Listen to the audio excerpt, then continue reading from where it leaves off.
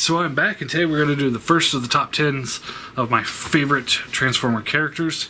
And number 10 is Unicron. Now, Unicron was, of course, it was very brief in Transformers G1 lore. He was in the movie, he was the main villain in the movie, and he showed up. His head showed up a few times in season 3. Only once as an actual character, though, where he rebuilt Starscream. And he was a badass. I absolutely loved him in the G1 cartoon. He's such an influential Transformers villain. He shows up in almost every lore there was. He shows up in the Marvel comics. He showed up in Beast Wars. It was a facsimile of him, but he was in Beast Wars, sort of. And then he was in one of the Japanese Beast Wars, which did have a prototype of the toy for that, and I would love to see that see the light of day as well, because that thing looked, it's still shell former, but it still looked pretty badass. And then I think he was supposed to be the main villain in R.A.D., but I don't know if it went far enough. I don't know. I didn't give that show enough of a chance. And then, of course, the Armada trilogy, he was there, in his big form, in a black version of his big form, and then as a smaller tank, which I think I should pick him up, because I have never actually looked at him.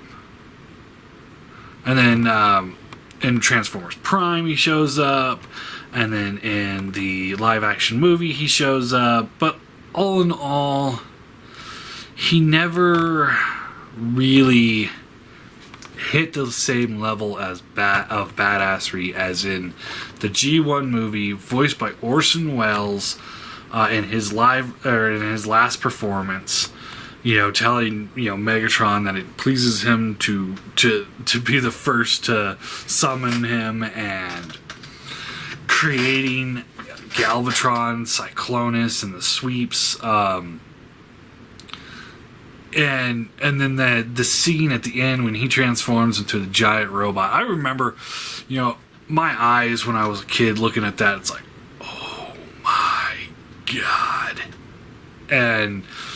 I remember years ago when I was making one of my friends watch it for the first time, and he wasn't too into he was into Transformers, but he never was really into it. And I'm like, dude, watch this, because he liked the live action, and he was perfectly fine with that. And he saw that, and it kind of like ruined him, because he's like, what? It was like he was like, oh, okay, that's kind of cool because it's a big moon base kind of thing, and then all of a sudden it transforms, and he's like, what? It was pretty epic. I love being able to see stuff like that, but it will forever be one of the greatest villains, and it was a good decision too. Because not only were they able to throw in Unicron in the G1 cartoon, of course they did, because that was the whole point. But not only do we get Unicron there, but we also get Unicron, because it's like, here's the movie, and it's like, what are we gonna do? Are we gonna just make Megatron the villain again? You got to come up with something bigger, but you also have to resolve it at the end, and still leave the door open for a new threat moving forward. And that's always a problem with the escalation in lots of movies and cartoons, video games, books, where it's like you come up with this big bad guy, like say Unicron, but then once he's dead, the only thing you can really do is come up with an even bigger bad guy. And it's like, how do you go bigger? And it's like, I think Digimon, if I remember, back when I watched Digimon when it was coming out, it was probably the worst case of this, because the whole first season they're trying to fight this one bad guy, And when they finally stop him, then it's like, where do you go from there? And then it's like, oh yeah, he was just working for this guy. And then he was just working for this guy. And he was just working for this guy. And it just kept repeating. And it's like, no, stop. It's just, you can't just keep going into the next level of uber powered bad guy. You need to find a way to transition.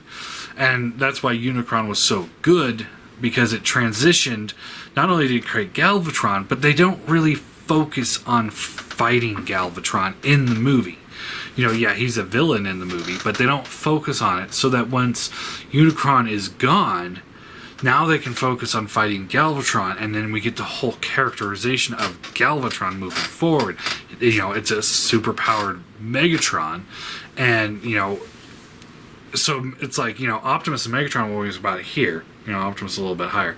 But now Megatron's here, and then we have Hot Rod, who's a new leader down here, who then, when he gets the Matrix, gets, almost to the level of Optimus, but still he doesn't have the experience. But you still have this badass Galvatron to think about, and that's enough of a threat to move forward in the series.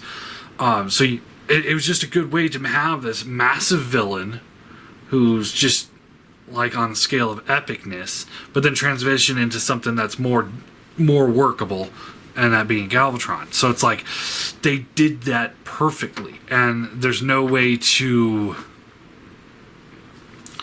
I don't think there was a way to do it better. Plus they were also able to help. He was there to kind of like wipe the slate clean of a lot of characters, and then that way they can move forward into new. Their new toys. So that's why I think Unicron deserves to be on this list. His influence just spans the entire Transformers lore, pretty much. However, because he wasn't in it that long, that's why I didn't move him higher up. It was just, I'm trying to think of my words here. He's badass enough to make the list, just not higher on the list because he just couldn't do it. He just wasn't in it enough. But I think that's also a good thing, because if Unicron was like look at Armada. It's like Unicron, or Armada didn't have Unicron in it too much. It was more Energon, I believe, where he just kind of kept popping up, and it's just like, it's just, and the whole Armada trilogy, or the whole Unicron trilogy was just like, it was just too much of him, and it's just like there's only so much you can do with a character like this, and I think they touched it just enough for G1. I think it was probably the perfect amount of Unicron. One movie and one episode with his head shadowing Cybertron for the rest of the series. It was just enough to be like, alright, that's pretty badass. Just enough. So yeah, that's my number 10. So instead of you guys doing your own top 10 list, maybe do either your number 10, or what are your views on Unicron in general as a character from the cartoon? Which I guess, like I said, he was in Beast Wars, but it wasn't really Unicron. It was just more of the aliens, the Vok, taking the form of Unicron, because they knew that would get Primal's attention. Which, he's like, it's Unicron.